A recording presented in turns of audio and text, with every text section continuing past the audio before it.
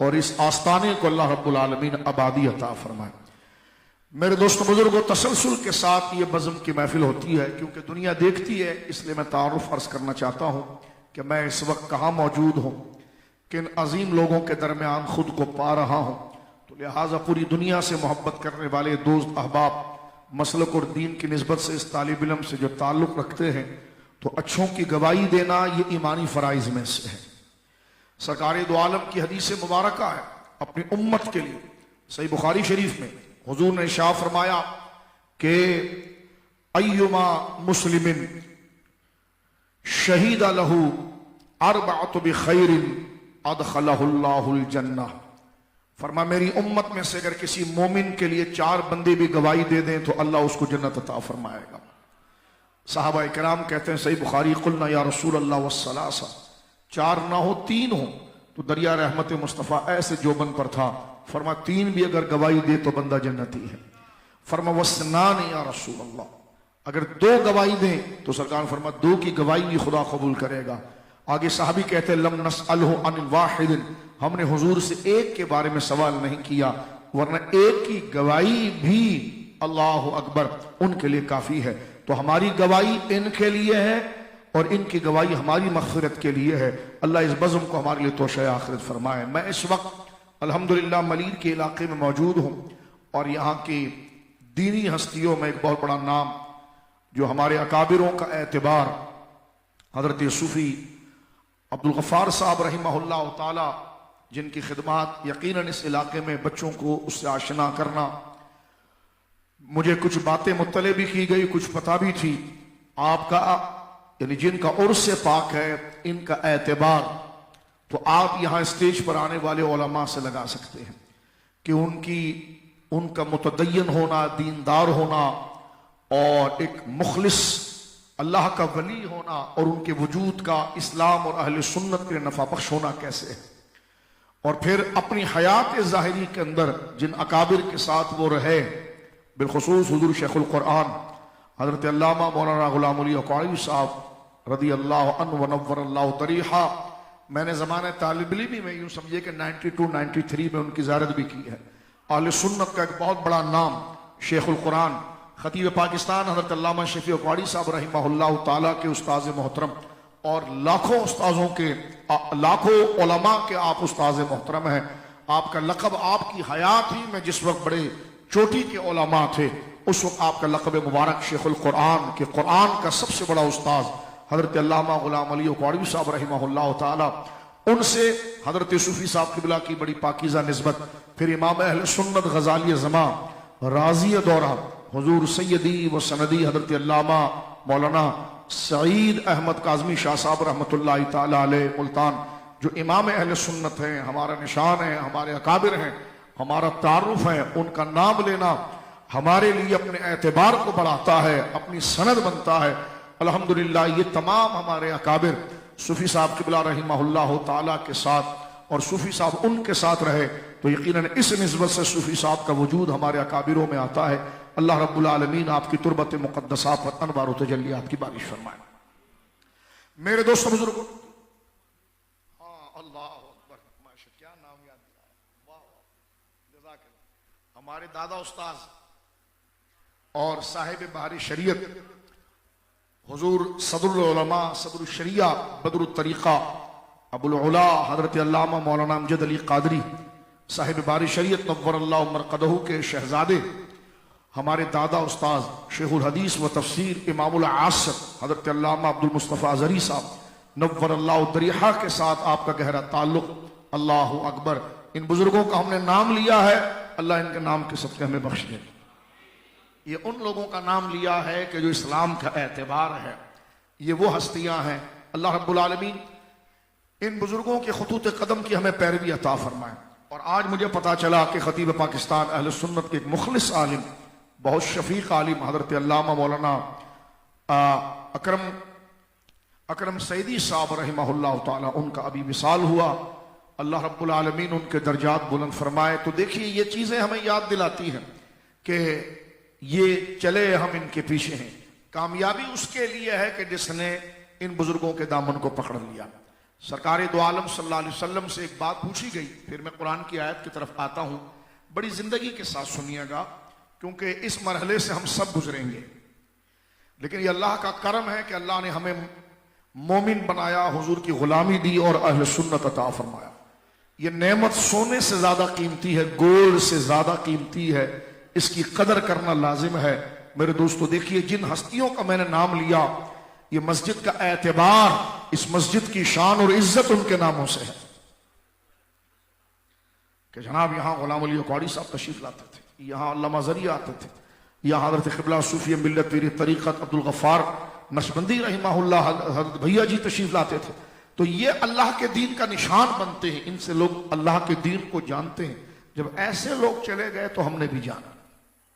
लेकिन समझदारी क्या है मेरे बच्चों बुजुर्गों, क्योंकि उर्स तरबियत के लिए सूफी साहब को अल्लाह रब्बुल आलमीन सेहत और सलामती अता फरमाए, जिनकी तवस्सुस से ये प्रोग्राम हो रहा है। मैं और आप अपनी तरबियत और समझ के लिए इस बात को समझ कर बात सुने। जामे तिरमिज़ी शरीफ में भी हदीस है, मुस्नद इमाम अहमद में भी है। जनाब रसूल मुकर्रम सल्लल्लाहु अलैहि वसल्लम से पूछा गया, या रसूल अल्लाह अक्लमंद कौन है? जाहिर सी बात है, जो जितना अक्लमंद होगा वो अक्लमंद को जानेगा। एक कम अक्ल क्या जाने अक्लमंद कौन है? जितना ज्यादा ज़हीन और समझदार होगा वो ज्यादा समझदारों को जानेगा कि जनाब ये है। तो मुझे बताइए बिला तशबीह इस बात से हटकर, जनाब रसूलुल्लाह सल्लल्लाहु अलैहि वसल्लम इस कायनात में कामिल अक्ल वाले, सबसे ज्यादा इल्म वाले हैं। और उलमा ने लिखा, काजी आज़ रहमहुल्लाह ने लिखा कि हुजूर की अक्ल मुबारक, क्योंकि अक्ल इल्म पर दलालत करती है, हुजूर की अक्ल मुबारक कैसी है? काजी आज़ रहमतुल्लाह अलैह लिखते हैं दलाइल को इकट्ठा करके कि हुजूर की अक्ल मुबारक की एक मिसाल दी जा सकती है, और वो मिसाल ऐसी है कि जैसे एक सहरा हो, डेजर्ट, एक सहरा हो, मट्टी का सहरा हो जिसका कोई किनारा ना हो, और उसमें पड़ा हुआ एक तिनका हो, का सारे दुनिया के अव्वलीन और आखिरीन की अक्ल उस सहरा में उस जर्रे की है, और वो पूरा सहरा अक्ल मुस्तफा है। ये अल्लाह ने इल्म और दानाई और समझदारी हमारे आका अलैहिस्सलातु वस्सलाम को अता फरमाई। तो हमारे नबी पाक से पूछा गया कि या रसूल अल्लाह अक्लमंद कौन है? यानी हुजूर से पूछा जा रहा है कि अक्लमंद कौन है और बेअक्ल कौन है, कम अक्ल कौन है, अंजाम से गाफिल कौन है। ये बड़ी बुनियादी चीज है। मेरी और आपकी पूरी जिंदगी को हुजूर ने दो जुमलों में जमा किया है, जरा तवज्जो कीजिएगा। फरमाया या रसूल अल्लाह अक्लमंद कौन है और कम अक्ल कौन है? तो अक्लमंद के लिए एक लफ्ज हुजूर ने इरशाद फरमाया था, अल कय्यिस। अल कय्यिस, छोटा काफ या और सीन, अल कय्यिस यानी दाना, समझदार, अक्लमंद, अंजाम को जानने वाला और खतरे से बचने वाला, नुकसान से खुद को बचाने वाला। अल कय्यिस। सरकार दो आलम फरमाते हैं अलैहिस्सलातु वस्सलाम, हर बंदा अकेला अकेला अपने आप के लिए महसूस करके इस बात को समझे। सरकार फरमाते हैं अलैहिस्सलातु वस्सलाम, शिदाद बिन औस इसके रावी हैं रदियल्लाहु अन्हु, फरमा अल कय्यिस मन दान नफ्सहु व अमिल बअदल मौत। फरमाया कि समझदार वो है कि हमारा जो दिमाग है ना, इसमें हर किस्म के ख्याल आते हैं, इसमें हर किस्म के ख्याल आते हैं। अब आप देखिए कि घरों के अंदर गंदुम आता है, चावल आता है, तो हमारी माएं, बेटियां, बहनें, अल्लाह उनको सलामत रखे, वो छन्नी में छानती हैं, तो कचरा एक तरफ हो जाता है और मगज और असल चीज एक तरफ हो जाती है। हमारे दिमाग में भी अच्छी बुरी सारी चीजें आ रही होती है। तो अब दाना शख्स कौन है, समझदार कौन है? बुरे ख्याल भी हमारे दिमाग में आते हैं, अच्छे ख्याल भी आते हैं। तो कहा दाना और समझदार कौन है? तो हुजूर ने फरमाया अल कय्यिस मन दान नफ्सहु व अमिल बादल मौत। फरमाया कि समझदार वो है जो जहन में आने वाली हर चीज को फॉलो ना करे, बल्कि वो छांटी करे, वो ख्वाहिश और गुनाह के वसवसों को पीछे फेंके और अपनी जिंदगी में वो अमल करे जो आखिरत में काम आएगा। यानी बेहतरीन चीज को वो चूज करे। कहते हैं ना, डाइट करो तो जरा अच्छा प्रोटीन लो, अच्छी चीज लो, तुम्हारे मसल्स, तुम्हारी सेहत अच्छी रहेगी, खुराक में अच्छी चीज लो। तो फरमाया दुनिया और आखिरत के अंदर इंतखाब में बेहतरीन चीज क्या है? फरमाया दाना और समझदार वो है कि उसको ख्याल बहुत सारा दिमाग में आता रहेगा, लेकिन वो बुरे ख्यालात को, वो मंदान नफ्सहु, बुरी ख्वाहिशात को दबाएगा, उससे सिर्फ नजर करेगा, जान छुड़ाएगा। वो अमिल बअदल मौत, और अपनी जिंदगी में वही काम करेगा कि जो दुनिया में भी फायदा और आखिरत में भी फायदा हो, दोनों तरफ से। फरमाया वो दाना है। अच्छा, अब भी अगर मसला नहीं समझ में आया तो आगे सुनो। अब सरकार कहते हैं बेवकूफ और बेअकल और जाहिल कौन है। दाना तो आपने समझ लिया, समझदार आदमी को आपने समझ लिया। समझदार वो है जो दोनों जहानों को कमाएगा, जो दोनों जहानों को कमाएगा। और उसके लिए क्या है, अपने जहन में आने वाले गुनाह को अपने अमल में नहीं लाएगा। यानी गुनाह की जहन में ख्याल आ गया कि इस गुनाह की चीज को देख, तो वो पहले देखेगा कि मेरे रब को पसंद है कि नहीं, तो उसको झड़क देगा, झड़क कर वो वहां से हटेगा और वो काम दुनिया के अंदर करेगा कि जो उसको दुनिया में भी काम आए और आखिरत में भी काम आए।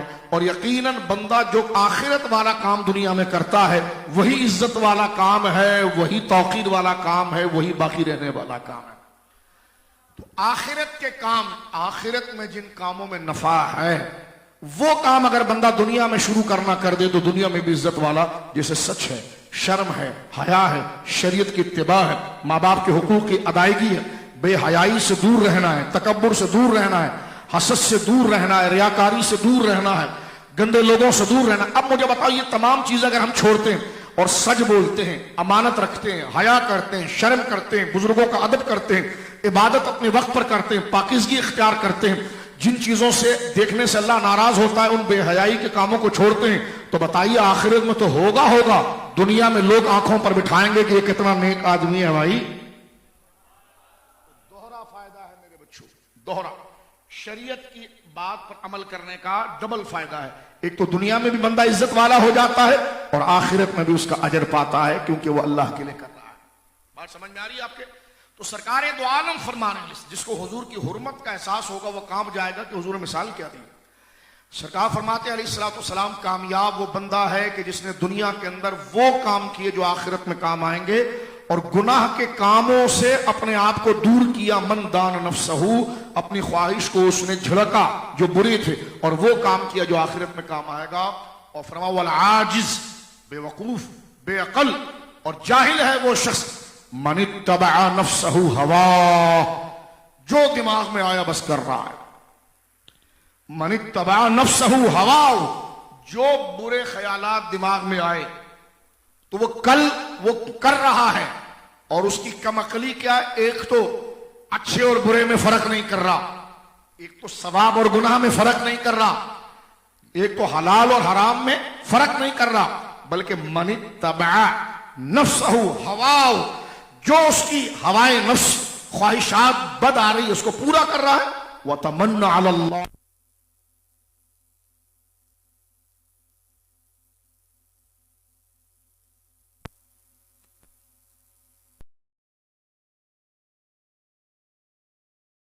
सबसे बड़ा जाहिल है। आज ये सारी आदतें हमारे अंदर है, अक्लमंद वाली आदत हमें बहुत कम है। आज गुनाह का काम कर लें तो कहते जी अल्लाह बख्श देगा, अस्तगफिरुल्लाह, यानी अल-अयाज़ु बिल्लाह, अल्लाह हमारे हाल पर रहम फरमा। तो हुजूर ने फरमाया मन इत्तबा नफ्सहू। बात समझ में आ रही है आपकी? ये और उसका पैगाम है। हम सुन ले और अमल कर ले तो कामयाबी है, वरना ये वक्त गुजर रहा है, वक्त किसी के लिए नहीं रुकता और फैसले कब्र के अंदर होते हैं।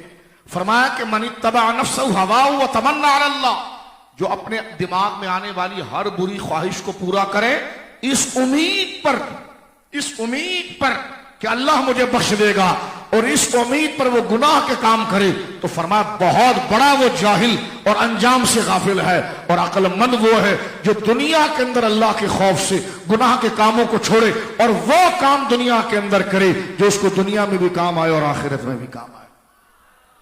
तो मेरे दोस्तों बुजुर्गों, जनाब रसूल मुकर्रम सल्लल्लाहु अलैहि वसल्लम की हदीस से हमें पता चला कि ये काम किस तरीके से अंजाम पाएंगे। अब मैं आगे बढ़ जाना चाहता हूं, गौर करें। एक कुरान की आयत कुछ दिन पहले भी मैंने डिस्कस की है, मैं जरा जनरल मामलात पर बात करूं, अपनी और आपकी तरबियत पर गौर करना। कुरान में एक जगह सूरह तौबा में एक आयत है, या अय्युहल्लज़ीना आमनू तक़ुल्लाह व कूनू मअस सादिक़ीन। ये अक्सर हम औलिया के लिए पढ़ते हैं। बात समझ रहे मेरी बात? गौर करना इस आयत के ऊपर क्या है, मेरी और आपकी तरबियत के लिए। वक्त गुजर रहा है, अल्लाह हमें गाफिल और लापरवाह ना करे, इस बात की कदर की और इस पर अमल की तौफीक वाला बनाए। बोलो आमीन।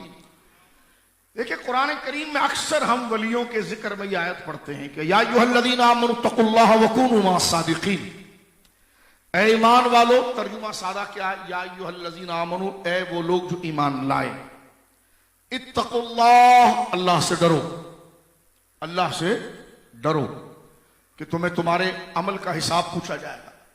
अब ये डर जो है ये वहशत वाला नहीं, मोहब्बत वाला है कि उसने तुम्हें सारी नेमतें दी हैं, तुम्हें शर्म नहीं आती कि जिसने दिया उसी के माल में तकरीब करते हो। यानी हम पर कोई एहसान करे और फिर हम उसकी चोरी करें। तो बंदा अगर हम पर एहसान करे, अगर वो चीज हमें ना मिलती तो हम मर जाते, ये हमारा नुकसान हो जाता, ये हम तबाह हो जाते। लेकिन उस बंदे ने हमें किसी शख्स ने हमारे पर एहसान करके हमारी जरूरत को मुहैया कर दिया, तो फिर जो शर्म वाला आदमी होगा ना, गैरतमंद, वो हर वक्त कोशिश करेगा यार मैं ऐसा कोई काम ना कर लूं कि मेरे मोहसिन जिसने मुझ पर एहसान किया है वो नाराज हो जाए। तो ये डर जबर वाला नहीं है, शर्म और हया वाला है। इसलिए हदीस पाक में आता है कि बंदा जितना खुदा से डरता है उतना खुदा का मुहिब बन जाता है। रअसुल हिकमत मुखाफतुल, खुदा से डरने के दो माने, खुदा के डरने से दो माने। देखो, एक डर ऐसा होता है कि अगर हमें कोई बांध कर रखे जान लेने के लिए, हम भी कहते हैं बच्चों अगर हम छूट गए ना तो तेरे से बदला लेंगे, लेकिन उस वक्त डर रहे होते हैं। तो खुदा से डर ऐसा नहीं होता।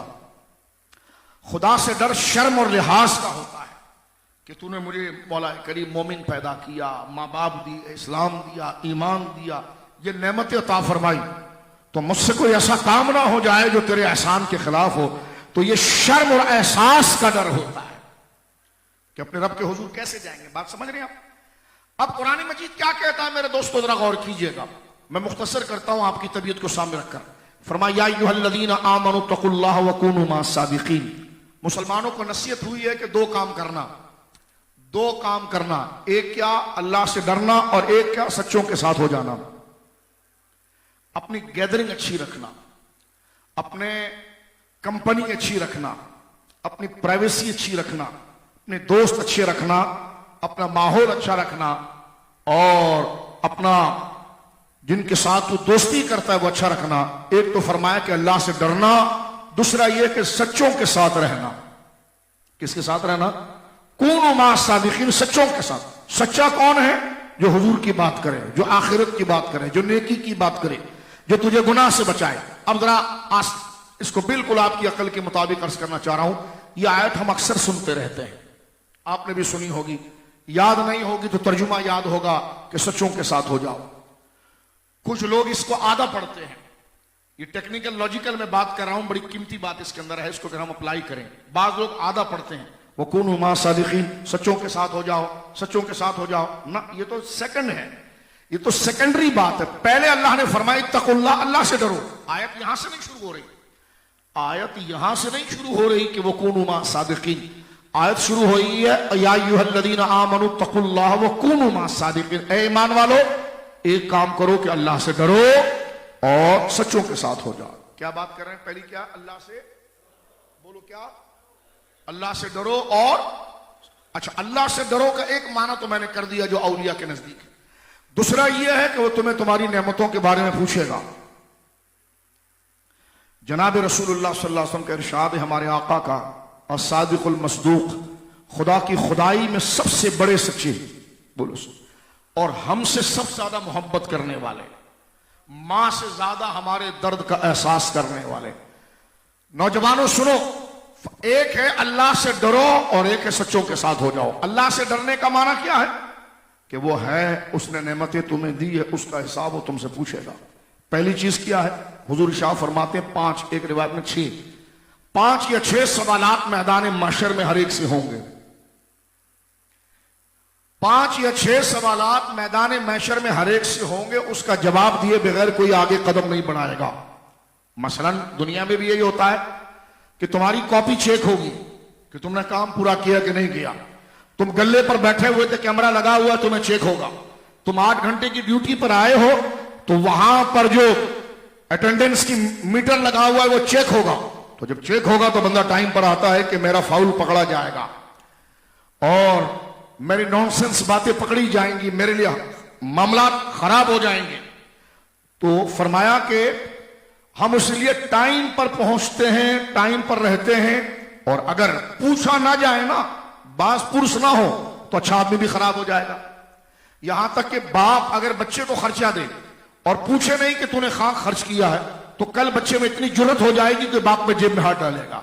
लेकिन अगर ये इंसान की एक बॉडी है, इंसान की एक थिंकिंग है, इंसान का एक मिजाज है, अगर उसको ये पता चले कि अकाउंटेबिलिटी के मुझ पर कोई है और पूछता है तो वो स्ट्रेट रहता है। और जहां पर यह हो कि मुझे कोई जवाब नहीं देता तो बच्चा मां को भी नुकसान पहुंचाएगा, बाप को भी नुकसान पहुंचाएगा। ये इंसान के अंदर एक आदत है कि वो नेक चलने के लिए इस बात पर रहता है कि मुझसे कोई पूछेगा। जिस तरह के सूरह अलक इक़रा बिस्मि रब्बिकल्लज़ी खलक़ में अल्लाह ने बयान फरमाया कि इंसान कब अल्लाह से बागी होता है, मुतकब्बिर होता है, फिरौन होता है, दहशतगर्द बनता है। फरमाया उस वक्त जब वो ये यकीन करता है कि मेरे ऊपर कोई नहीं है, मुझे किसी को जवाब नहीं देना। लेकिन जिसे ये पता होता है मैंने जवाब देना है तो वो टाइम पर आता है, टाइम पर जाता है, सारे काम करता है। तो फरमाया पहली चीज मुसलमानों नेक होने के लिए इत्तक़ुल्लाह, अल्लाह से डरो। अल्लाह से डरने का माना क्या है? एक तो मैंने कर दिया आपके सामने, और एक माना यह कि जो तुम करते हो ये लिखा जाता है, इसके बारे में तुमसे पूछा जाएगा।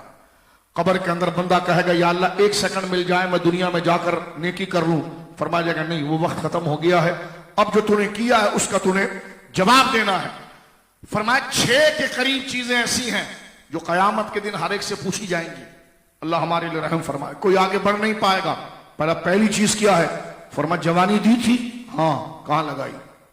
क्योंकि जवानी जब मिलती है तो सीने में बड़ी ताकत होती है, बड़ा जज्बात होते हैं, बड़ी नरमी होती है, बाजू मजबूत होते हैं, बंदा किसी का होना चाहता है, मेहनत करना। फरमाया वो तुझे मैंने नेमत दी थी, कहां लगाई तूने? उसका हिसाब दो। कहा अच्छा माल कमाया था, कहां से कमाया था, कहां खर्च किया था? 4 ये हो गए। फरमाया इसका जवाब दो। पहली चीज है कि तूने जवानी दी थी, जवानी किसके पीछे लगाई और कहां पर जवानी खर्च की? ये दूसरी चीज क्या है? फरमाया गया कि तूने माल कहां से कमाया और कहां पर खर्च किया।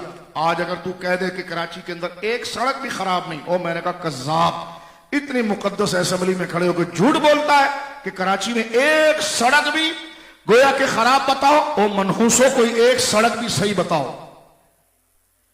तुमने कुचुम्बर निकाल दिया है, भूसा निकाल दिया आवाम का, झूठ बोल बोल के, झूठ बोल बोल के। तो खुदा का खौफ करो। तो मेरे दोस्तों बुजुर्ग, इस मनसब के बारे में भी अल्लाह पूछेगा। कुल्लुकुम राइन व कुल्लुकुम मसऊलुन अन रइयतिही। अल्लाह फरमाता कुल्लुकुम राइन, तुम में हर शख्स निगहबान है, अपने नीचे का जो उसका चौकीदार है निगहबान है। बाप निगहबान है बच्चों का, मुर्शिद निगहबान है मुरीदों का, इमाम निगहबान है मुख्तदियों का, हाकिम निगहबान है रियाया का। उसको उसके बारे में पूछा जाएगा। फरमा कुल्लुकुम राइन, तुम में हर एक सरपरस्त है, तुम में हर एक। और राइन का एक माना होता है निगहबानी करने। उर्दू जानते हैं आप लोग? इससे प्यारा क्या तर्जुमा होगा? निगहबानी करने वाला, नजर रखने वाला। जैसे बच्चा माँ बाप के किफालत में होता है तो माँ बाप उसके ऊपर जो है सुपीरियर होते हैं, तो वो निगहबान उसके होते हैं। तो अल्लाह ने फरमाया, हबीब फरमाते कुल्लुकुम राइन, तुम में हर शख्स निगहबान है, जिम्मेदार है अपने नीचे वालों का। बाप से पूछा जाएगा, मां से पूछा जाएगा, बेटी के बारे में, बेटे के बारे में, उनकी बदअकीदगी के बारे में, उनके अखलाक के बारे में, उनकी खैर और शर के बारे में। और फरमा कुल्लुकुम मसऊलुन अन रइयतिही, और हर शख्स के मसऊल जिम्मेदार है ऊपर वाला नीचे रियाया के लिए। तवज्जो है आपकी? इसलिए फारूक आजम का यह कौल आपने सुना होगा कि नहर फुरात के करीब अगर एक बकरी का बच्चा भी मर जाए तो उमर से पूछा जाएगा कि बच्चा क्यों मरा। ये किससे पूछा जाएगा? उमर से। क्यों? उमर उस वक्त के हाकिम है रज़ी अल्लाह ताला। हजरत उमर उस वक्त के कौन है? हाकिम है। और हजरत उमर कहते हैं 32 लाख मुरब्बा मील आपकी हुकूमत है। फरमाते हैं कि अगर नहर फुरात के करीब, यानी मेरी गवर्नेंस, मेरी हुकूमत में इतनी कमजोरी हुई कि चंद लोगों को मिला, कुछ को ना मिला, ऐसा नहीं, फरमा एक को भी ना मिला, और वो भी इंसान नहीं का बकरी या कुत्ता। यानी फरमाते हैं कि मैं हाकिम वक्त हूं, मैं मुसलमानों का हाकिम हूं, 3 बर्रो आजमों पर हुकूमत कर रहा हूं। मेरी ये जिम्मेदारी है कि हर एक की सेहत का ख्याल मुझ पर है, हर एक की तालीम मुझ पर है, हर एक की खुराक मुझ पर है। समझने बाद आप कुछ इसके साथ मौजूदा हालात को कनेक्ट करते हैं ताकि बात आपको समझ में आ जाए। मैंने कई दफा यहां पर मुझे याद आता है तकरीर की है, रियासत का एक लफ्ज होता है, रियासत क्या कहते हैं हम उर्दू में, बोलो ना बच्चों, एक कंप्लीट कोर्स सियासत और दीन का समझ के जाओ, जो इस्लामी सियासत। हम एक लफ्ज बोलते हैं, क्या आपको पता है रियासत किसको कहते हैं?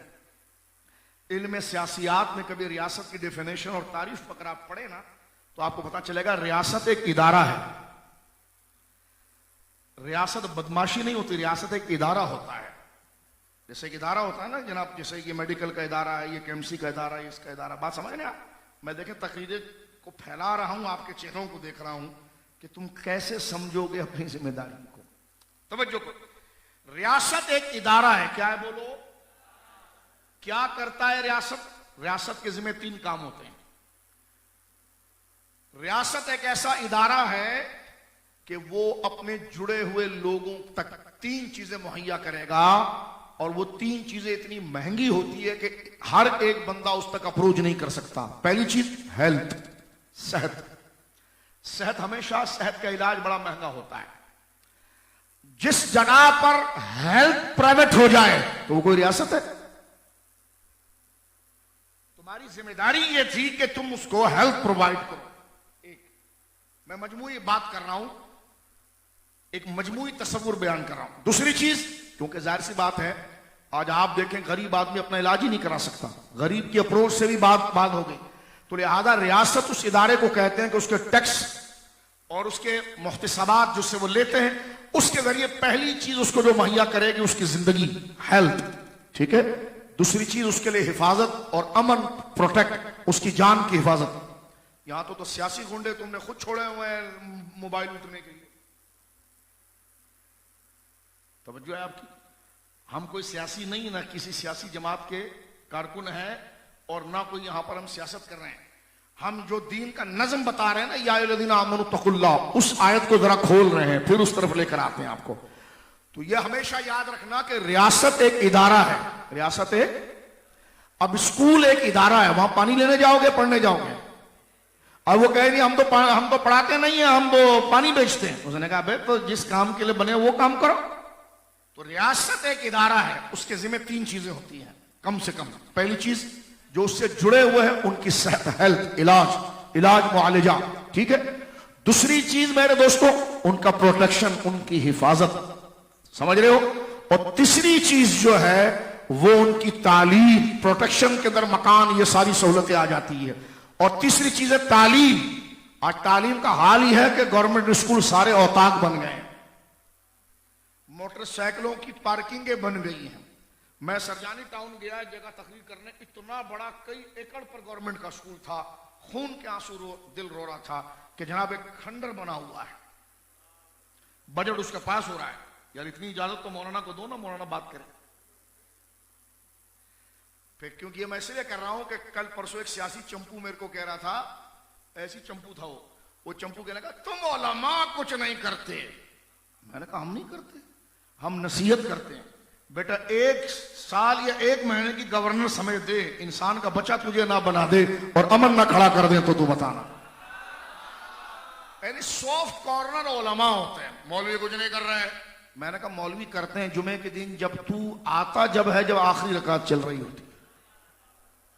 मौलाना तो रात भर मुताला करके दीन बयान कर रहा होता। अगर मौलाना तबका मुखलिस नहीं तो मुखलिस तबका कौन सा है? ये मदरसे वाले क्या करते हैं?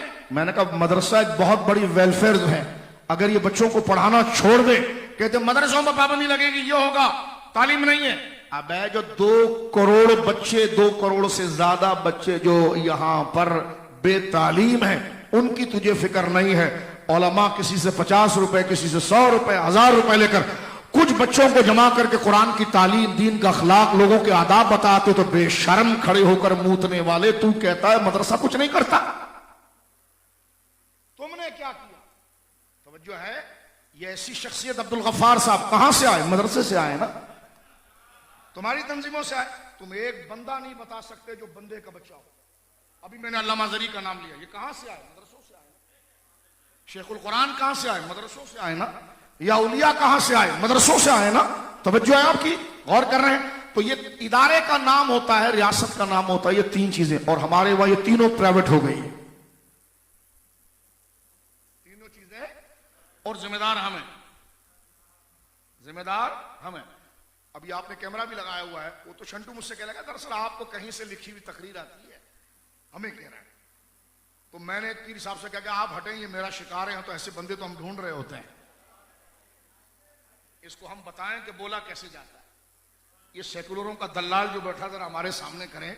मैंने कहा जिसके साथ तू बैठा हुआ है, मौलवी के पास क्या लिखी हुई तकरीर आएगी?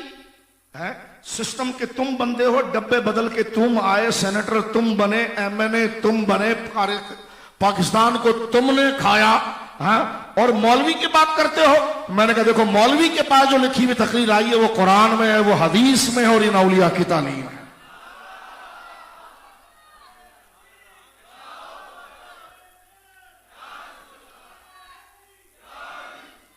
तवज्जो है आपकी? और तुम्हारी तबलीग क्या है? ये जो बंदा ना कह रहा है कि 1 करोड़ भी बताओ, ये 500 अरब के करप्शन में था, याद है आप?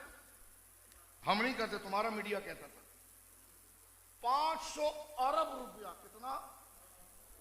तो इसका बाप क्या कारून के खजाने का चौकीदार था? इतना पैसा ये तुम्हारा पैसा था, ये कौम का पैसा था, 500 अरब। लेकिन एक गंगा में नहा कर आया तो वजीर भी बन गया, और तुम गुस्सा मौलवियों पर निकाल रहे हो।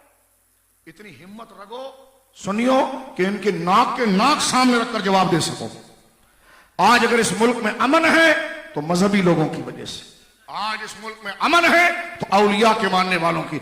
आज ये तहम्मुल और बर्दाश्त अगर है तो इन औलिया के मानने वालों के पास है। तुम्हारी बदतरीन तारीख रोजाना मीडिया बताता है कि फलां हरामखोर ने करप्शन किया, फलां ने ये किया।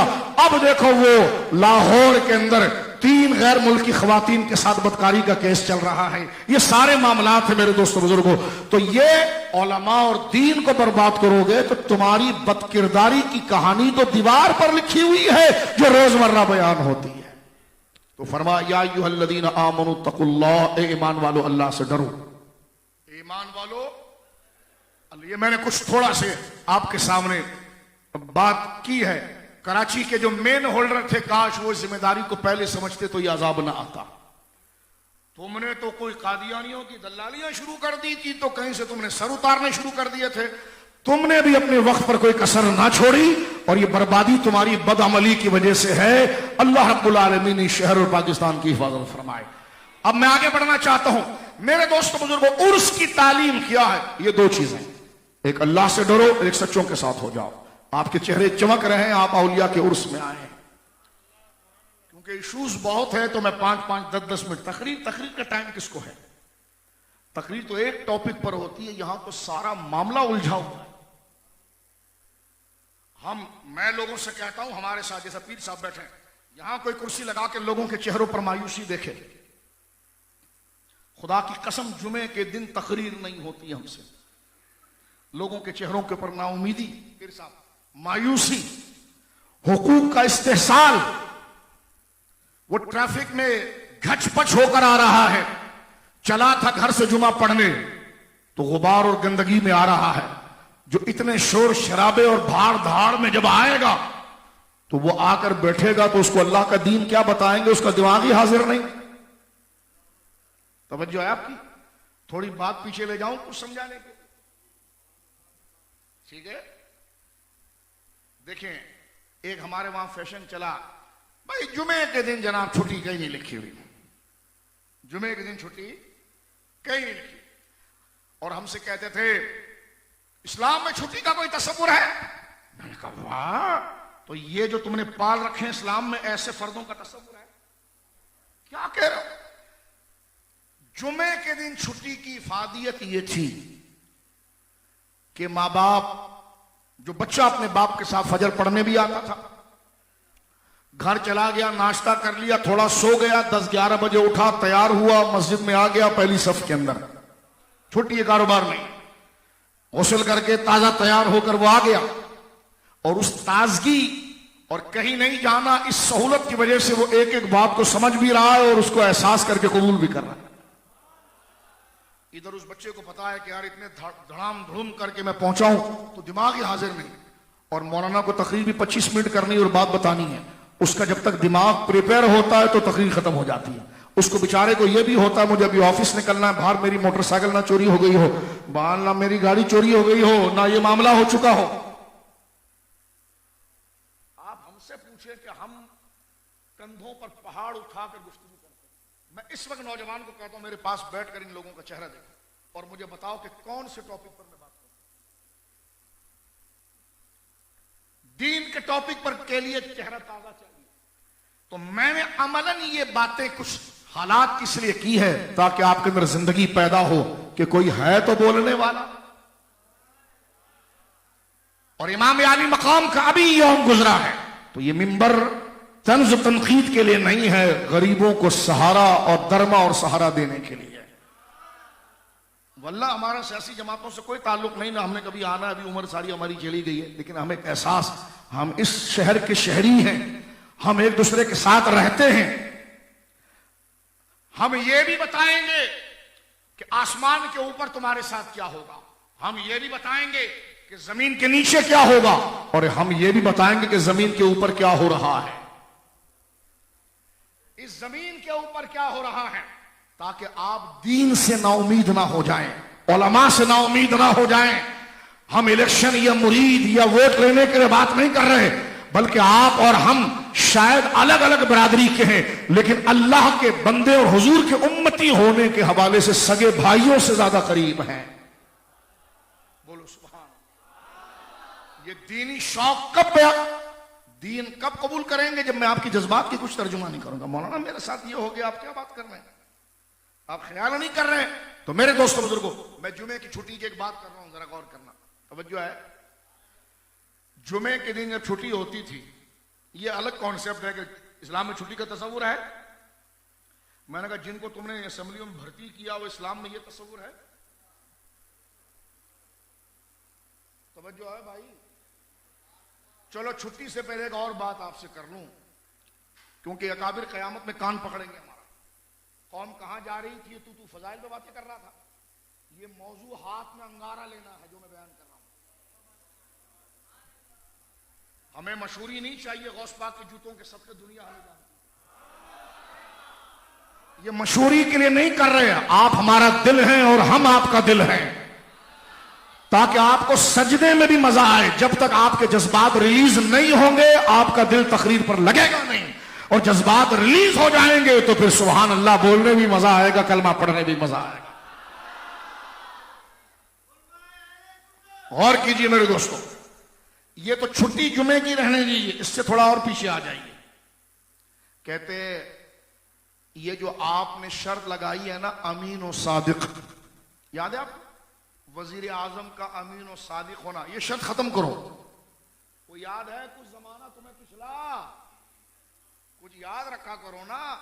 आज से कोई 8-10 साल 12-15 साल पहले चला था शोशा कि अमीन और सादिक की शर्त खत्म करो। अमीन कहते हैं जो मनसब है उसकी हिफाजत करने वाला। बाप अमीन होता है बच्चों की इज्जत का, उनके हक का, और सादिक कहते हैं सच बोलने वाला, कि बच्चों को यकीन है कि कुछ भी हो जाए हमारा बाप झूठ नहीं बोलेगा। और बेटी भी सो रही है तो बेटी को भी पता है कि मेरा बाप पहरा दे रहा है। तो बाप की इज्जत भी अमानत और सदाकत की वजह से है। तो जाहिर सी बात है, रियासत के जो बड़े होते हैं गवर्नमेंट के, वो भी तो अमीन और सादिक होते हैं। इन्होंने इतनी ढटाई से प्रोग्राम हुए, नेट पर पड़े हुए सारे, कहते अमीन और सादिक की शर्त खत्म करो। तो मैंने कहा ऐसा करो, हरामखोर और गद्दार की शर्त लगाओ। ये क्या बात कर दी? तो मैंने कहा जब अमीन नहीं रहेगा तो हरामखोर होगा, सादिक नहीं रहेगा तो दज्जाल और झूठा होगा। अब दोनों में से कबूल करो ना, उसका अपोजिट वो है। हम तो कह रहे हैं कि भाई अमीन और सादिक होना चाहिए, इसलिए कि सादिक उसको कहते हैं जो सच्चा हो। छोटे को पता हो कि मेरा बड़ा सच्चा है। अगर बाप की सच्चाई बच्चे और बेटी के दिल से निकल जाए और उसको यह पता चल जाए मेरा बाप झूठ बोलता है, वो घर सलामत रहेगा? बाप और बेटी और बेटा गुर्बत में भी गुजारा कर लेते हैं मां बाप के साथ, सिर्फ इस वजह से कि ये अमीन है मेरी इज्जत के और बोलने में सच्चे हैं। मसला गुर्बत का नहीं है। अब तो बड़ी तरक्की है, पूछे इन बुजुर्गों से, कि 70 का कराची गुजारा है, 60 का कराची गुजारा है, 80 का कराची गुजारा है। आज तो दुनिया समेट कर आ गई है। आप अपने मलीर की पुरानी तस्वीरें उठाकर देखें, वो पतरे की छतों के रहने वाले कितने पुरसुकून थे। आज बड़े बड़े हिमालय बन गए लेकिन सुकून नहीं है। तो मसला गुर्बत का नहीं है, मसला अमानत और सदाकत का है। सादिक का माना है कि वो सच बोलता है, झूठ नहीं बोलता। अमानत का माना है कि वो आपके हक पर डाका नहीं डालता। सबसे पहले ये बाप की सिफत होती है। बेटी और बेटा अगर सो रहे हैं तो उनको पता है मेरा बाप हमारी इज्जतों का अमीन है, और उसके बाप पर यकीन अगर कर रहे हैं तो उनको पता है कि वो सादिक है। लेकिन अजीब ड्रामा था जनाब, हामिद मीर कभी प्रोग्राम कर रहा है, फलाना कर रहा है, भाई ये शिक हटा दो। तो मैंने कहा ये शिक हट गई तो फिर एतमाद कैसा रहेगा? यानी क्या कर रहे हो? और सब मौलवी पे डाल रहे हो। मैंने कहा हमारे उर्सों को ना रखो और तकरीरों को ना रखो, इस वजह से लोगों के जज्बात रिलीज होते हैं, इनकी नाउमीदियां खत्म होती हैं कि कम से कम कुछ नहीं मिला, किसी ने बात तो कर दी। तवज्जो है आपकी? आगे बढ़ना चाह रहा हूं, देखिए जरा इसी तनाजुर में या अय्युहल्लज़ीना आमनू तक़ुल्लाह व कूनू मअस सादिक़ीन पर जुमे की छुट्टी, क्योंकि जब आपकी तबीयत ताजा रहेगी ना उस वक्त आप कुछ गुफ्तगू कर सकेंगे। मसलन एक मिसाल दूं, सरकारे दो आलम सल्लल्लाहु अलैहि वसल्लम के दौर में मस्जिद बहुत सादा थी, बस ऐसी एक दीवार नहीं थी, एक मैदान था। एक देहाती उसको आता जाता कुछ भी नहीं था, आदाब कुछ नहीं आते, वो पहली सफ में आके खड़े होकर पेशाब करने लग गया। अब मस्जिद में पेशाब कर रहा है सफ के अंदर, क्योंकि आदाब नहीं पता। एक साहबी ने कहा हुजूर मैं इसको भी सही करता हूं, इसमें यह बदजन हो जाएगा, क्योंकि पेशाब का मरहला नफ्सियात पर एक बड़ा भारी होता है। ठीक है, उसने जब पेशाब कर लिया फिर हुजूर करीब आए और कहा ये अल्लाह का घर है, इसमें पेशाब नहीं करते, तो रोने लग गया। लेकिन उसी जगह पर उसको अगर रोक कर बोलते तो वो और चिढ़कर और बदमाश बनता।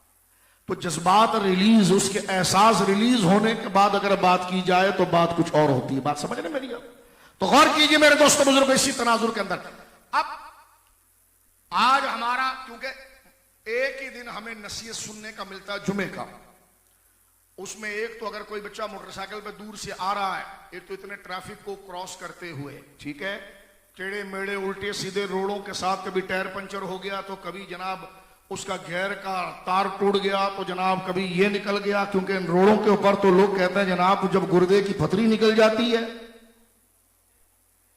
इस रोड से उस रोड तक चलो यूनिवर्सिटी रोड के, तो लोग कहते हैं जनाब ये तो गुर्दे की, ये तो पीपल्स पार्टी ने बड़ा अच्छा इलाज निकाला है कि गुर्दे की पथरी निकल जाती है इससे।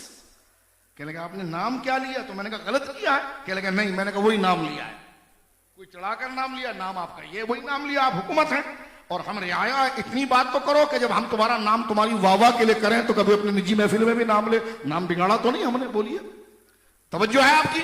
अब आप देखिए थका हारा एक बंदा आया, गर्दो गुबार के अंदर बदबू कीचड़ ये, और वो मस्जिद में आकर बैठ गया और मौलाना साहब उसके चेहरे को देख रहे हैं कि उसकी हवाइयां उड़ी हुई, उसका दिमाग हाजिर नहीं, उसको अपनी नौकरी की तरफ लौटना है, तनख्वाह उसकी कम है, 15-20 हजार तनख्वाह है, उसने अपने पेट्रोल का खर्चा निकालना है, और यहाँ वजीर आला और ये वो फलाना ढिमकाना, ये एक्टर, इनकी 80-80 गाड़ियां चल रही हैं। एक कहने लगी मुझे तो कराची पेरिस लगता है। मैंने कहा क्यों नहीं लगेगा, जब तुम्हारे घर का सारा खर्चा हमारी जेब से जाए, तुम्हारा डीजल हमारे जेब से जाए, सारे मामलात जाएं, एक वजीर का नाम नहीं लेता बेटा, हंसना नहीं, गम की बातें हैं, एक वजीर का नाम नहीं लेता मैं। उस वजीर के बारे में आया, वो डिफेंस में रहता है। देखने वाले चशमदीद गवाहों ने मुझे कहा वजीर नहीं, वजीर का बेटा जब जुमा पढ़ने के लिए आता है तो आता बिल्कुल आखिर में, जूतों की जगह पर नमाज पढ़ता है, लेकिन प्रोटोकॉल वजीर आजम का होता है उसके साथ। वजीर नहीं, ये आपको समझा, वजीर का बेटा है, लेकिन जब आएगा तो प्रोटोकॉल के साथ आएगा। और वजीर आजम का प्रोटोकॉल समझ रहे हैं कि 4-4, 5-5 मोबाइलें चल रही हैं और दिगर इदारों की गाड़ियां चल रही हैं, उस तरह वो आएगा, नमाज पढ़कर चला जाएगा। तवज्जो है? तो यह एहसास महरूमी कौन पैदा कर रहा है? गरीब को कौन बता रहा है कि तू जलील और घटिया है और हम बड़े सुपियर हैं? ठीक है, तो ये फर्क, तो ये तो मजमा ये है कि गरीबों की दादो रसी करके खैर की बात पहुंचाई जा रही है। तवज्जो आपकी? अब वो बच्चा सामने आया जुमे के दिन, जो मैं कहना चाह रहा था आपसे, वो यूं बैठा, शाह साहब हमारी मोहब्बत में आ गया बेचारा, अल्लाह उसकी मोहब्बत के सदके हमें बख्श दे, इतने दूर से बेचारा हमें सुनने आ रहा है। मैं जुमे के दिन देखता हूं, खुदा की कसम, एक एक से गले मिलता हूं कि यार खुदा तेरे आने के सदके मुझे बख्श दे, क्योंकि मेरा तो काम तकरीर करना था, तो इतने दूर से सिर्फ दीन सीखने के लिए आया। वो कहते हैं शाह साहब दुआ करो। मैंने कहा बेटा तू दुआ कर मेरे लिए, तू मुखलिस, जो है तू खालिस दीन के लिए आया। और लेकिन उसकी हवाइयां उड़ी, अब सामने आकर बैठ गए, ठीक है, दिमाग हाजिर नहीं है। क्यों? क्योंकि गुर्बत का भी एहसास, वापस लौटने का भी एहसास, जिस जहन्नम से वो आया है उसी से वापस भी जाना है उसको। ये मेरे इल्जाम है, जिस धर्म से वो आया है उससे वापस भी जाना है, टाइम पर भी पहुंचना है, मामला करना है। एक ये मामला, और एक मामला क्या था, देखिए जुमे के दिन छुट्टी है, तवज्जो है, एक जमाना ऐसा गुजरा जुमे के दिन, बोलिए छुट्टी है। छुट्टी में क्या होता था मेरे दोस्तों बुजुर्गों के, फजर की नमाज भी हो रही है, सुबह का नाश्ता हो गया, ओ भाई 11 बजे लोग मस्जिद आ जाते थे। ऐसा था 11 बजे मस्जिद आ गए, मस्जिद में बैठना शुरू हो गए, जनाब इमाम साहब आए, भरपूर तकरीर हुई, उसके बाद लोग बाहर गए, कुछ फ्रूट वगैरह खरीदा, तो रिश्तेदार बहन भाई ये घर के अंदर आ गए, जोहर के बाद कुछ दावत हो गई, सारा दिन फिर असर पढ़ने चलो यार, मगरिब पढ़ने चलो यार, ठीक है। तो मैंने कहा छुट्टी का फायदा यह था कि जो जुमा सैयदुल अय्याम, मुसलमानों की ईद का दिन है, उसकी कदर थी। जब ये था कि जनाब रात की नींद भी पूरी हुई है, दिन में भी पता है कहीं नहीं जाना है, तो पहले आकर बैठे हैं, दीन को सीख रहे हैं। सच बोलना इतना जरूरी है, माँ बाप का अदब इतना जरूरी है, पड़ोस का अदब इतना जरूरी है, किसी का दिल दुखाना इतना बड़ा गुनाह है, तो हर चीज को बड़ी तवज्जो, क्योंकि ताजा है, वो नहा धोकर आया, बिल्कुल फ्रेश होकर आया, सुन रहा है और उसके दिल पर असर कर रहा है। तुमने सारा निजाम तहोबाला कर दिया। तवज्जो है आपकी हाल। फिर एक शाना क्या कहने लगा, वो दरअसल हमने जुमे की इसलिए खत्म की है ना कि बाहर दुनिया से जो हमारी तिजारत की डीलिंग होती है ना, तो उनकी संडे ऑफ होती है और हमारी फ्राइडे। तो मैंने कहा बहुत बड़ी मईशत तुमने चला दी है फ्राइडे में। अबे उस फ्राइडे में भी अगर तुम ढंग का काम कर लेते। मुझे एक बंदा कहने लगा वजीर आला साहब इतने अच्छे हैं, वो अपनी फाइलें जो है ना अपनी गाड़ी में रखकर सफर करते हैं। अबे मैंने कहा इतना बड़ा दफ्तर जो बना है उसी में काम कर लें तो नजर आ जाए। क्या हीरोगिरी आप दिखा रहे हो कि फाइलें साथ में लेकर फिर रहे हो। तवज्जो है। और उसके बाद सबसे सॉफ्ट कॉर्नर गला पकड़ने का मजहबी लोग, ये बड़े इंतहा पसंद है, खाया तुमने, बर्बाद तुमने, निजाम तुमने तबाह कर दिया। तवज्जो है। ये बात मैं क्यों कर रहा हूं, जरा तवज्जो सुनिए। जुमे के दिन गुस्ल करके आना यह सुन्नत मुअक्कदा है और दिगर आइम्मा के नजदीक वाजिब है। क्या करके आना, ये छोटे छोटे मसाइल में डिस्कस कर रहा हूं आपसे। जुमे के दिन नहा धोकर आना, क्योंकि जब आप नहा धोकर आओगे ना तो बंदा फ्रेश रहता है। जब बंदा फ्रेश भी रहे ना तो दोस्त भी अच्छा लगता है। और जब बंदे की हवाइयां उड़ी हुई है जो हाल है, तो उसमें दोस्त भी बंदे को दुश्मन लगता है। हजरत उस्मान गनी से हदीस है, दिगर आइम्मा, तवज्जो सुनिएगा, दिगर आइम्मा से हदीस है कि जुमे का जो दिन है ना, ये जुमे की नमाज बहुत अहमियत रखती है। बोलो सुभान अल्लाह। जुमे की नमाज मेरे भाइयों बहुत अहमियत रखती है, इसकी बहुत कदर है इस्लाम के अंदर, इसलिए कि इसको ईद का दिन करार दिया गया। क्या बोलिए, सैयदुल अय्याम क्या करार दिया गया, ईद का दिन। आप जरा अपने ऊपर नफ्सियात आप लाइए। आप जब आप नहा धोकर जाते हैं तो आपका ब्लड प्रेशर भी सही रहता है, तबीयत में ताजगी भी रहती है, खुशबू बदन पर लगी हुई होती है। जब दो दोस्त, ये भी नहाया साफ सुथरा कपड़ा पहना हुआ, ये भी नहाया साफ सुथरा, जब दोनों मिलते हैं तो दिल के कितने गम ऐसी खत्म हो जाते हैं और दोस्ती बहाल हो जाती है। ऐसा है कि नहीं बताइए। तो ये जुमे का जो गुस्ल है ना मेरे दोस्तों, और गुस्ल से मुराद ये कि एक बंदा, ये नहीं कि फजर में गुस्ल किया हो और 1 बजे जुमा पढ़ने जा रहा है, नहीं नहीं नहीं नहीं, तो बड़ा कीमती बात कर रहा हूं, जरा तवज्जो करना। जुमे का गुस्ल जुमे की नमाज से इतना करीब होना चाहिए कि गुस्ल जब बंदा करता है तो उसका वजू भी हो जाता है।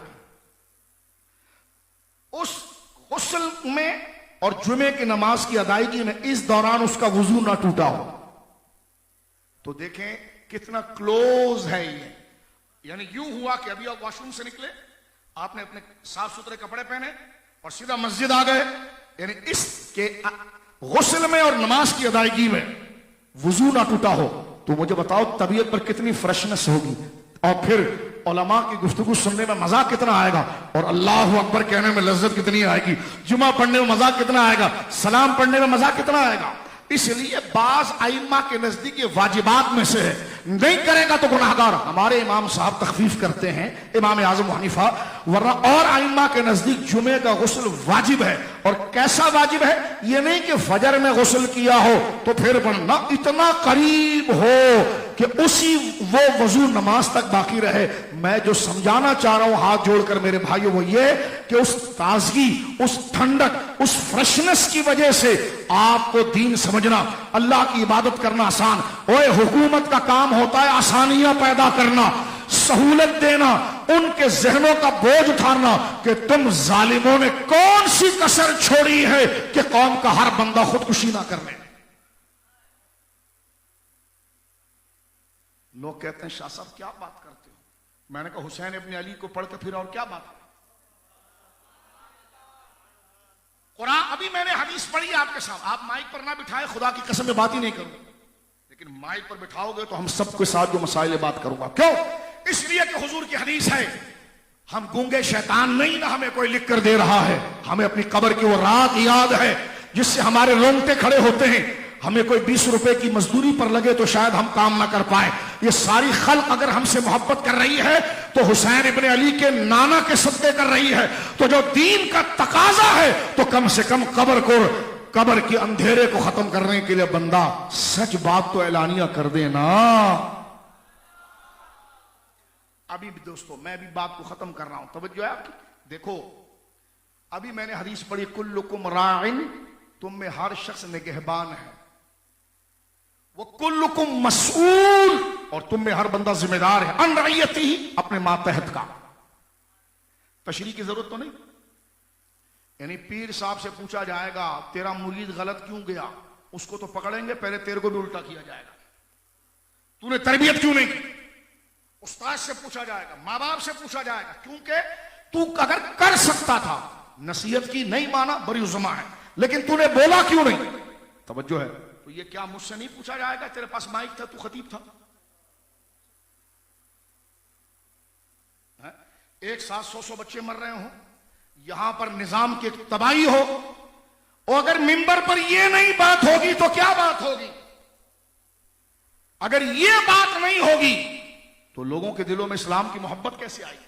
हुसैन इब्न अली की रज़ी अल्लाह सरकार मेरे आका इमाम अली मकाम का करबला सिर्फ खिचड़ा खाने के लिए है या वो दर्द और एहसास के लिए है, वो दर्द और एहसास के लिए। लिहाजा मेरे दोस्तों बुजुर्गों, इस बात को करने के बाद अब हम अपनी कब्र व आखिरत की बात करते हैं दो जुमलों में। फरमाया, ए ईमान वालो अल्लाह से डरो। ए ईमान वालो, आवाज आ जाए, ए ईमान वालो। क्यों डरो? इसलिए कि वो तुमसे तुम्हारे बारे में पूछेगा कि जवानी कहां लगाई थी, जवानी खर्च कहां की थी। हर बंदा सुन रहा है मेरा भाई, हर बंदा सुन रहा है, हर भाई सुन रहा है मेरा। तुमसे खुदा पूछेगा, हुजूर फरमाते हैं, हम समेत अल्लाह आफियत फरमा दे इन बुजुर्गों के सदके, माल कमाया था, हाँ कहां से लाया था, कहां खर्च किया था। तीसरा, बंदा तो तू मेरा था, मुझे जानने और पहचानने और मेरे निजाम को जानने के लिए इल्म हासिल किया था। तवज्जो है। और उस इल्म पर अमल कितना किया था। 6 सवाल कितने हो गए बोलो। जवानी दी थी, हाँ कहां खर्च की, माल कहां से लाया, कहां लगाया, कहां से लाया वो भी बता। गंगा में नहाकर वजीर तो तू बन गया, सुना है हमने तू एक जगह किसी जगह नमाज भी पढ़ा रहा था। वाह वाह, वीडियो आई कुछ दिन पहले, शर्जील मेमन साहब ने बात पढ़ा, वाह वाह वाह। मैंने कहा दोस्त हैं तुम्हारे, भाई हैं तुम्हारे, खैर ख्वाह हैं, अपनी हरकतें दुरुस्त करो, अपनी हरकतें दुरुस्त करो, अपने ऊपर रहम करो। एक सांस का झटका होगा कि पता चला जनाब कोमे में गया और दफा हो गया यहां से। इतना करके मरो कि मस्जिद में कोई तुम्हारे लिए दुआ करे। हुजूर ने फरमाया जो मर गया उसके लिए 4 बंदे गवाही दें तो वो जन्नती। इतना तो करके जाओ। और उनको नहीं, वो एक बात मशहूर थी कि एक वजीर जो था ना, उसकी बेगम का इंतकाल हुआ। एक वजीर साहब की, मैं वजीरों की तौहीन नहीं कर रहा, मैं करप्ट की बात कर रहा हूं। और अपनी और लोग कहते हैं हजरत देखे उसके इज्तिमा में उनकी शादी में, मैंने कहा कोई दिल से नहीं जाता, अपने काम के लिए जाता है। मसलन हुआ क्या, गौर करो, एक वजीर साहब की बीवी का इंतकाल हुआ। अब हर बंदा, हर ठेकेदार, हर काउंसलर, हर गली वाला सब पहुंचे हुए हैं जनाब जनाजे में।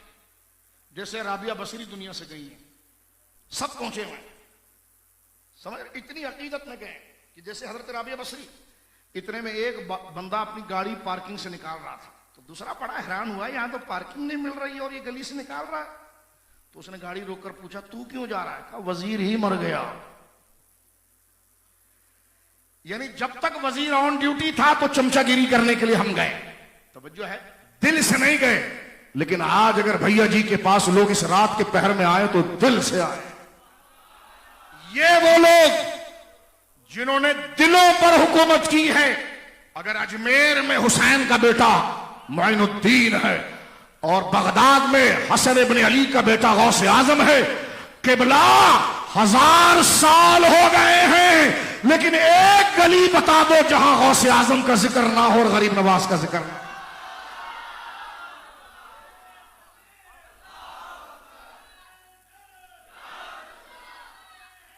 जिन्होंने दिलों पर हुकूमत की वो जिंदा है।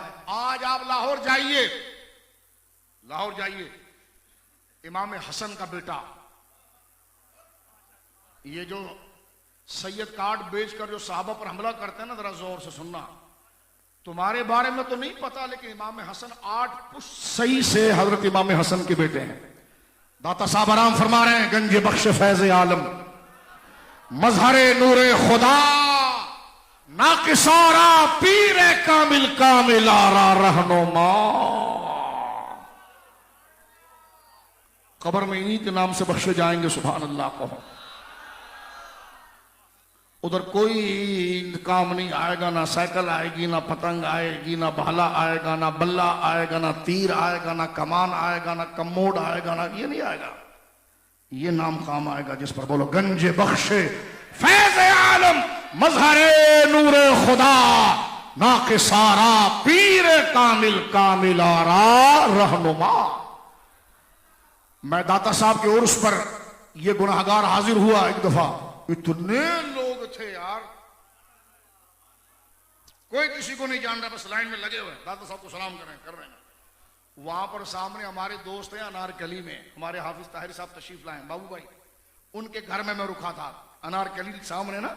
और इत्तेफाक देखो, जरा तवज्जो करना, बात समेट रहा हूं मेरे दोस्तों, जिन्होंने आखिरत की बातें की वो हजारों साल भी हो गए तो अब भी जिंदा है।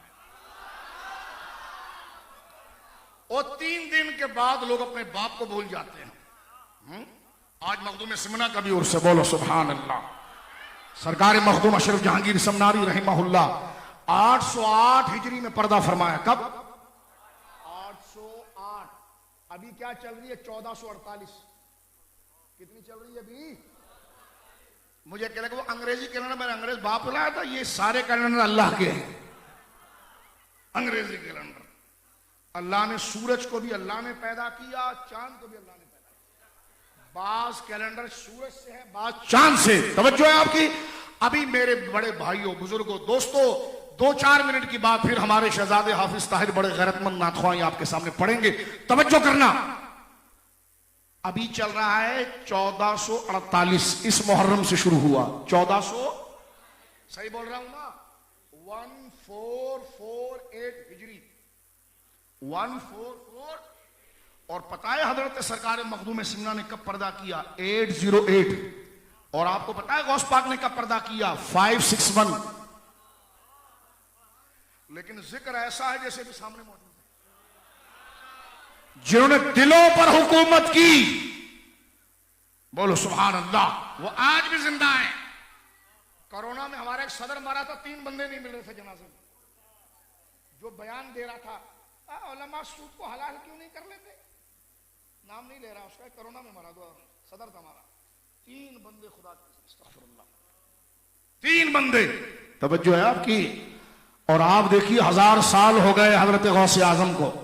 हजरत दाता साहब रहमहुल्लाह उससे 5 साल पहले दाता साहब ने पर्दा किया है 455 हिजरी, 455।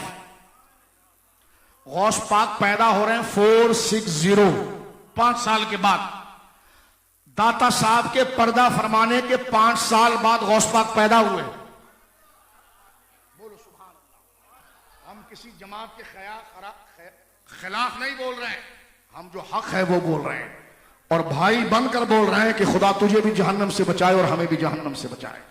गौर करना, दाता साहब रहमहुल्लाह के उर्स पर मैं गया, खुदा की कसम अनारकली कितना दूर है, वहां मैं उतरा अपने एक दोस्त के घर से, वहां से लाइन लगी हुई थी, पीर साहब वहां से लाइन लगी हुई थी, और ये कितना किलोमीटर बनता है कोई, और जितने लाइन में खड़े ना चेहरे चमक रहे हैं, कोई बेजार नहीं है।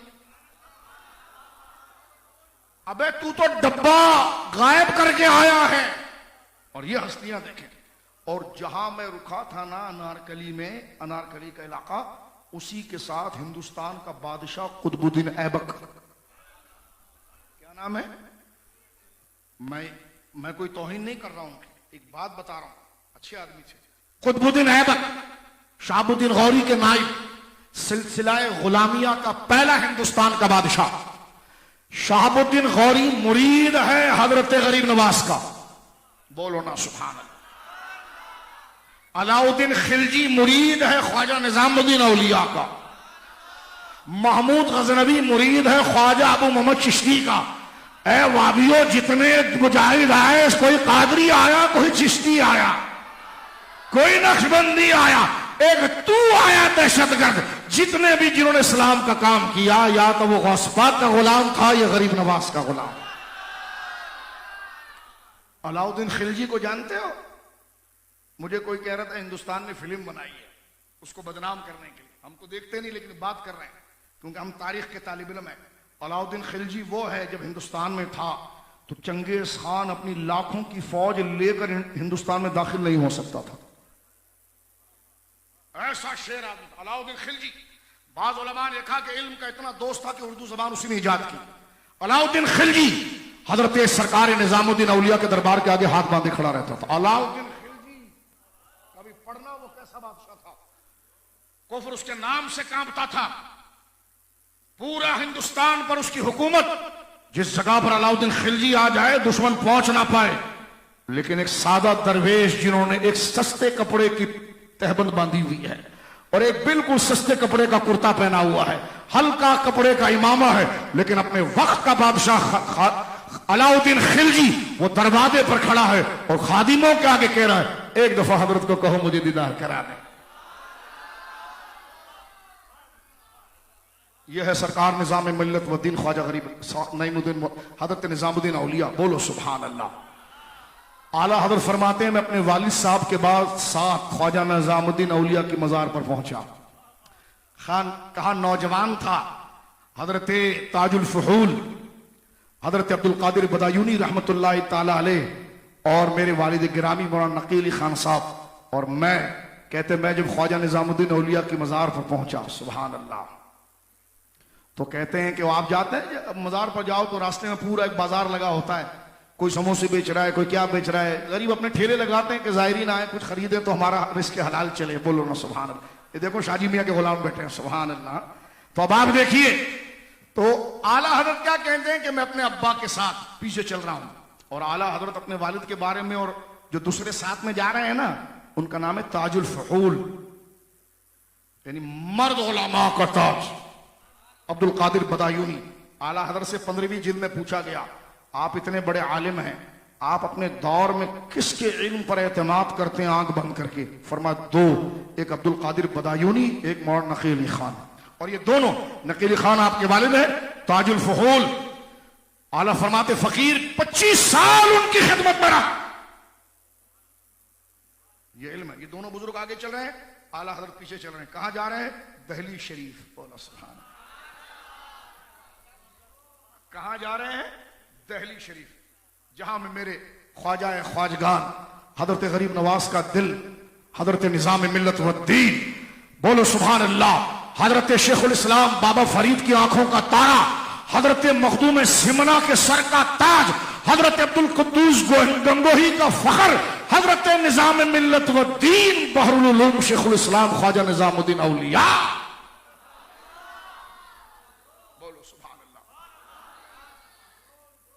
अभी डम डम सुना होगा, तूने पढ़ा ही नहीं ख्वाजा है कौन। अपने वक्त के बहरुल उलूम मुफ्ती आजम फकीउल असर, सबसे बड़ा मदरसा आपका था, आपका फतवा चलता था। तवज्जो है, अपने असर के बड़े आलिम।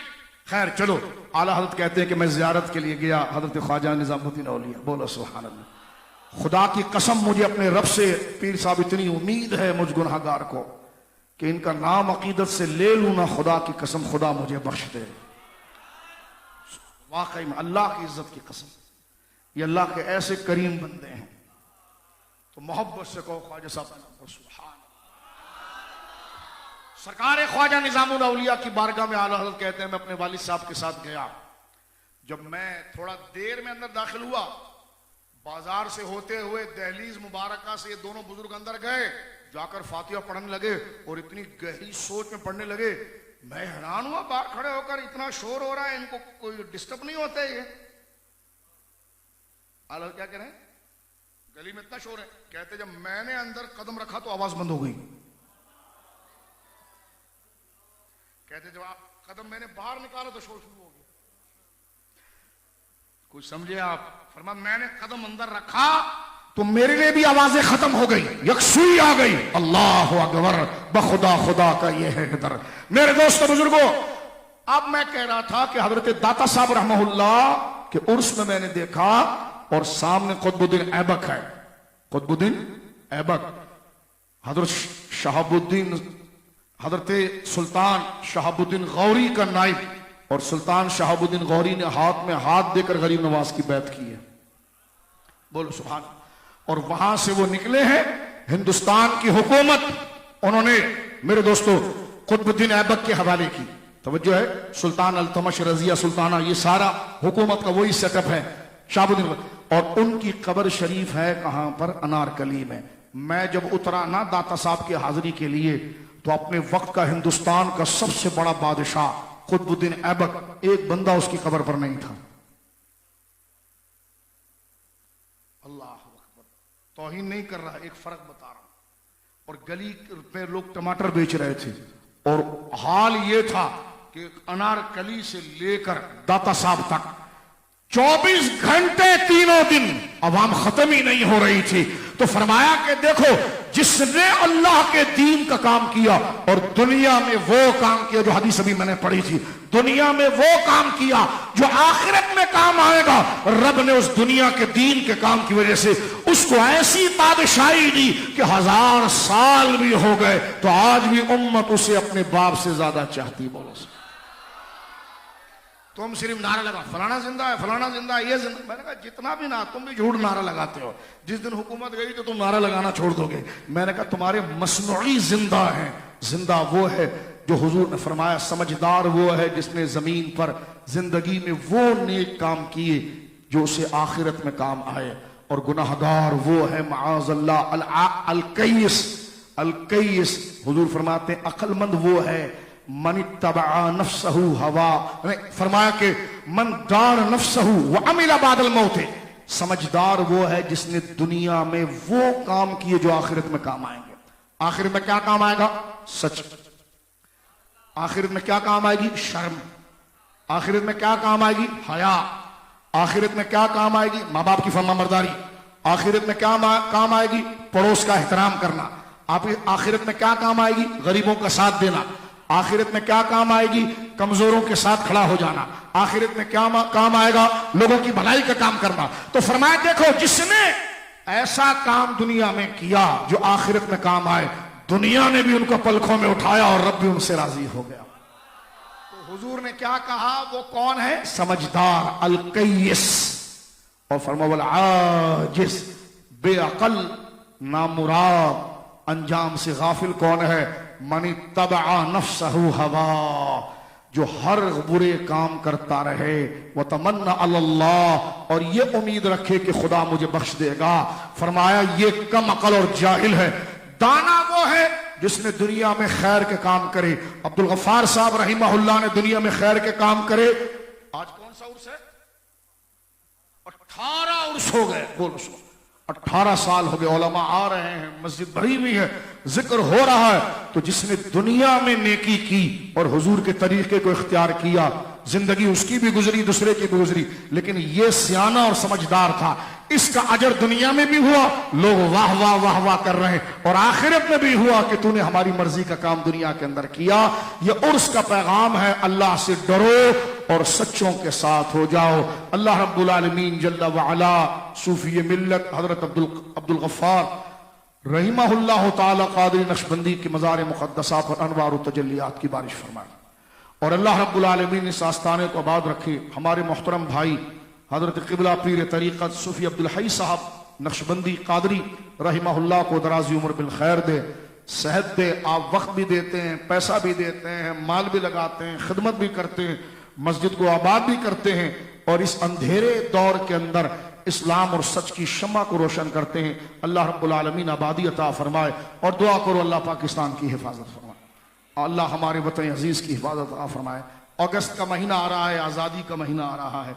खुदा रा ऊपर के लोग कुछ नरमी ऐसी करें कि लोग खुशी खुशी से झंडे लगाएं, और पाकिस्तान जो अल्लाह की नेमत है उसका शुक्र अदा करें। और वाकई में मेरे दोस्तों, कुछ भी ना हो लेकिन पाकिस्तान नेमत है, खुदा की कसम नेमत है। अल्लाह रब्बुल आलमीन इस नेमत को आजाद रखे। भारत का हाल देख लो, इसराइल का हाल देख लो, तो जो है। और मैं अक्सर ये बात करता हूं आपसे कि कुत्ता घर में आ जाए तो घर को नहीं तोड़ते, कुत्ते को भगाते हैं। तो अगर ये मामला थोड़ा बहुत चल रहा है, रब से दुआ करो, क्योंकि इसके बनाने वाले, इसके संवारने वाले, इसको लेने वाले, मकसद लेने वाले बहुत पाकीज़ा फिक्र के थे। मुसलमानों के लिए बस यही चादर है, नेमत है। अल्लाह रब्बुल आलमीन मेरे वतन को सलामत रखे, क्योंकि इस्लाम की खिदमत इसी वतन से है, खत्म नबूवत की खिदमत इसी वतन से है, इज्जत सहाबा का दिफा इसी वतन से है, मोहब्बत अहले बैत इसी वतन से है। ये रसूलुल्लाह के गरीब उम्मतों का सहारा है। मौला ये छत से हमें कभी महरूम ना करना, बोलो आमीन। इसके सब्ज हिलाली परचम को मौला करीम आजाद फिजा के अंदर इसी तरह सल बुलंद रख, और हमें औलिया की तालीम की इत्तिबा करते हुए नमाज की पाबंदी की तौफीक दे। फहाशी से, बेहयाई से, नाकदरी से मौला करीम हमें महफूज फरमा, और इस जिक्र को हमारे लिए तोशाए आखिरत फरमा, इस नीयत के साथ के काम वो ले लीजिए तुमको जो राजी करे, ठीक हो नामे रजा तुम पे, करोड़ों दुरूद व आखिर दावान अल्हम्दुलिल्लाहि रब्बिल आलमीन।